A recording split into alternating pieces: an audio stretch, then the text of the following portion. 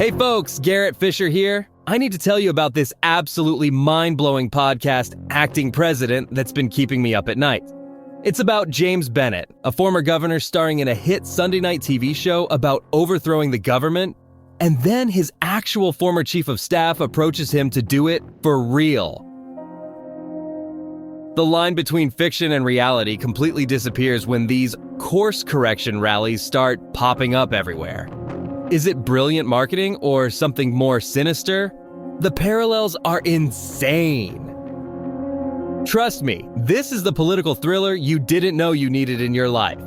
Acting President, available now wherever you find podcasts.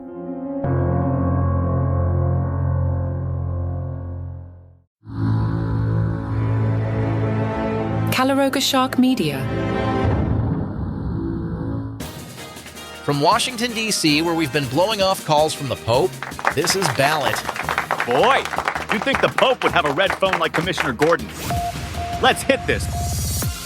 Hi, I'm Patrick Gutfield, and Pope Leo, formerly Robert Francis Prevost from Chicago, just became the most famous American not currently residing in the White House. And apparently, even the Pope can't escape the classic family complaint, why don't you answer your phone? John Prevost, the Pope's brother, was in the middle of an AP interview when a persistent ringing began. The reporter noticed the phone had been going off non-stop during the entire interview. John mentioned casually that it might be his brother calling, the Pope. After realizing he'd been missing calls for 2 hours, John finally picked up to hear his papal brother's first words as the leader of the Catholic Church. Why don't you answer the phone? Because apparently not even divine appointment can prevent older brother energy. John's response was perfect. First, you need to know you're on the air right now. That's the moment when reality hits. Your brother just became the Pope, and now the whole world is listening to him scold you for missing his calls. The AP cut the audio there, respecting that Pope Leo didn't agree to be interviewed. But they confirmed the brothers chat like normal siblings. Because nothing says family dynamics like getting a gentle lecture from your brother, who happens to be the vicar of Christ. Nearly 1 million people have watched this clip, probably because it's refreshing to see that even papal election doesn't change the fundamental laws of sibling relationships. Somewhere, mothers everywhere are nodding knowingly.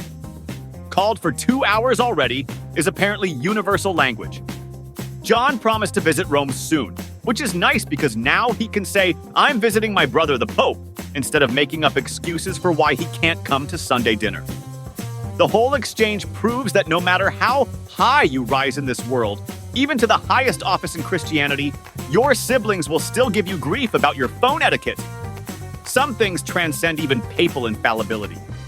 Scientists at Mass General Brigham just created an AI called Face Age that can tell your biological age from a selfie. Apparently, your face has been snitching on your health this whole time.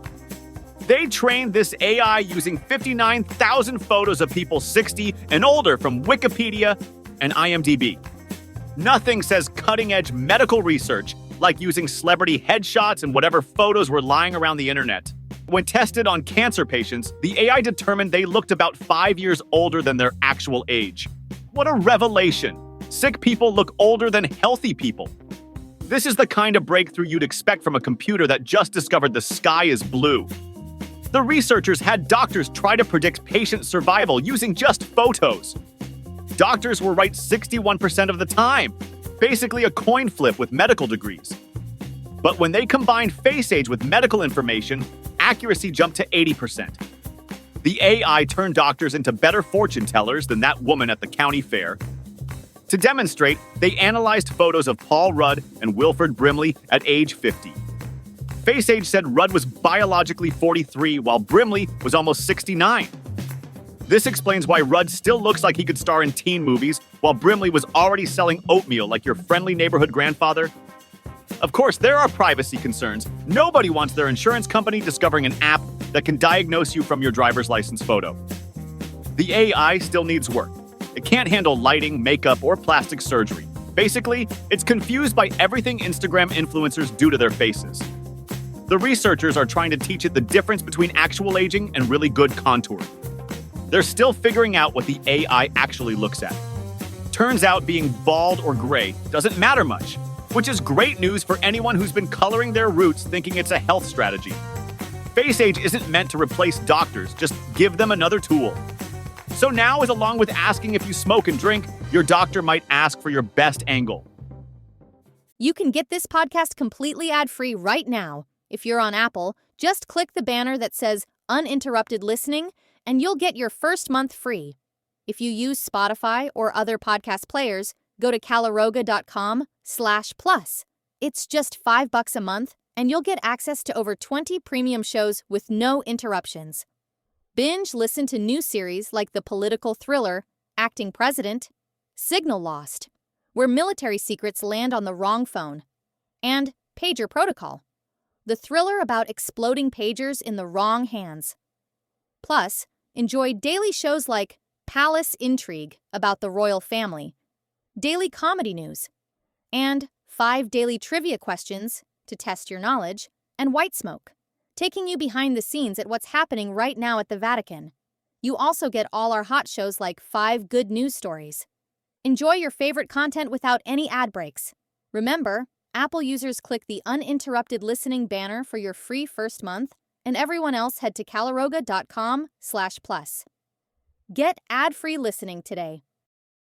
What happens when one of the most powerful men in music is accused of some of the most serious crimes imaginable? Check out the new podcast, Diddy, Did He Do It? Following the federal sex crimes trial of Sean Diddy Combs, coming to you straight from New York City. Every day I'll take you inside the courtroom where prosecutors say Combs ran a criminal enterprise of sex trafficking, coercion, and abuse, using his fame, fortune, and influence to silence victims and control lives. We'll cover the big stories and the small moments that can shift the verdict. The trial has begun. The questions are piling up, and every day we'll be asking the same thing. Did he do it? Follow now wherever you get your podcasts. Tired of doom scrolling? Want news that won't make you want to live in a bunker? Check out 5 Good News Stories, where they find the silver lining in a world that's usually lined with something much less pleasant. The gang at 5 Good News Stories dig through the headlines to find 5 stories that prove humanity hasn't completely lost its mind. It's pretty much the opposite of this show. From scientific breakthroughs nobody's talking about to random acts of kindness that restore your faith in humanity, all delivered with the cutting wit you deserve. 5 Good News Stories, because sometimes the news doesn't have to suck. Subscribe to 5 Good News Stories wherever you get your podcasts. Steven Seagal showed up at Putin's Victory Day parade because when you think celebration of military might, you naturally think guy who needs a stunt double to get up from a chair. Steven's been a Putin fan since 2016 when he got Russian citizenship. He even became a special cultural ambassador to promote Russian culture to America. And let me tell you, nothing promotes Russian culture quite like a guy who hasn't made a good movie since the Clinton administration. Health and Human Services Secretary Robert F. Kennedy Jr. decided to celebrate Mother's Day by taking a dip in Rock Creek with his grandchildren. Just one small problem. The National Park Service has banned swimming there due to dangerous bacteria levels. But hey, when you're the guy who wrote a book challenging the idea that germs cause disease, a little E. coli never hurt anyone, right? Kennedy posted photos on social media showing himself fully submerged in the creek, and another holding one of his grandchildren while the child's feet dip into the forbidden waters. The NPS warns that Rock Creek contains pathogens harmful to humans and pets, with signs basically saying, please protect yourself and your pooches by staying on trails and out of the creek. Apparently, Kennedy took that as more of a suggestion than a rule. This is the same creek that runs past Washington, D.C.'s 200-year-old sewer system, because nothing says family fun like swimming downstream from ancient plumbing. The D.C. Water and Sewer Authority recently discovered a 200-foot-long fracture in a sewer tunnel next to Rock Creek. That's not just a red flag. That's a whole parade of red flags doing synchronized swimming. Kennedy captioned his post mentioning the swim with my grandchildren.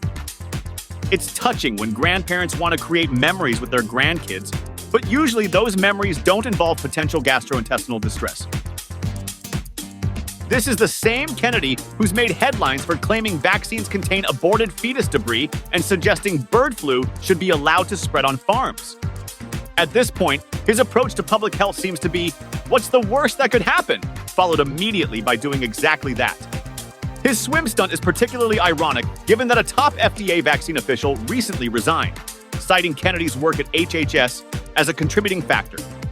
The official wrote that Kennedy prefers subservient confirmation of his misinformation and lies over truth and transparency.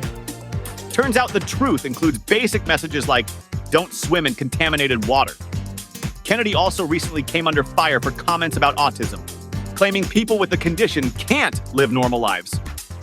His own cousins had to pen an open letter basically saying, that's not how autism works, Bobby.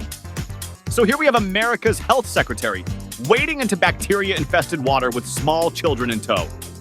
If there's a better metaphor for his approach to public health, I haven't found it yet. At least he's consistent. Whether it's vaccines, bird flu, or contaminated creeks, Kennedy's message remains the same. Rules are more like guidelines, and germs are just doing their best. That's a wrap for this week, unless Trump does something crazy, in which case I guess it's another weekend in the studio for me. Don't forget to check out White Smoke, our podcast about Pope Leo, or for the complete opposite, our cleverly named podcast, Did He Do It, about Diddy. Portions of today's show were made with the help of American AI. In Washington, D.C., power flows through information. But what happens when the most sensitive military intelligence in the world ends up on the wrong phone?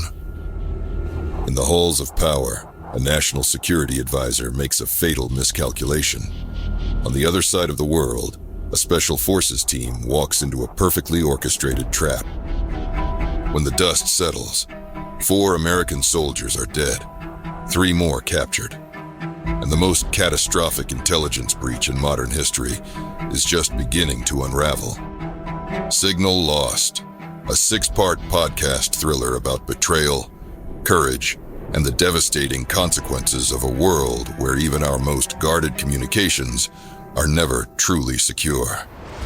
When everyone is listening, nowhere is safe. Signal Lost. Available wherever you get your podcasts.